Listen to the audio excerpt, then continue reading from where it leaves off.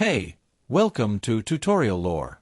This video explains what the hh2 Remote Payroll app is and how it's positioned.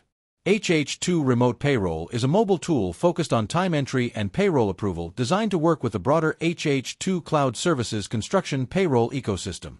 The app requires an active subscription to hh2 Cloud Services and functions specifically with compatible construction accounting systems such as Sage 300 Construction and Real Estate or Sage 100 Contractor. It provides field users with the ability to enter and code labor hours, even offline with later syncing, and supports copying time between employees and pre-filling from previous weeks.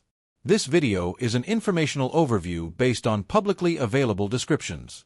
It does not guarantee app performance or user satisfaction, which can vary based on individual experience and updates. According to its official app listings, hh2 Remote Payroll lets users enter and code time for crews or individuals from mobile devices and create custom approval paths for payroll review.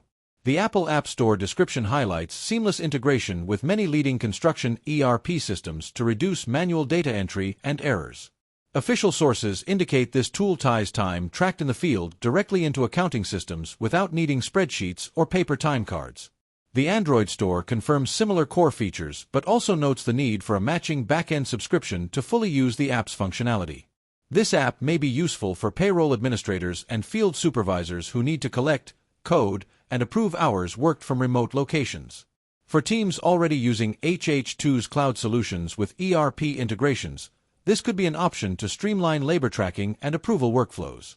Some verified user feedback on the Android version shows low ratings and reported issues with app performance, which reflects user experience and not necessarily the app's documented features. This is not confirmed and should be considered a potential cause for users to further assess whether the app meets their operational expectations. Whether this app is worth using depends on individual needs and preferences.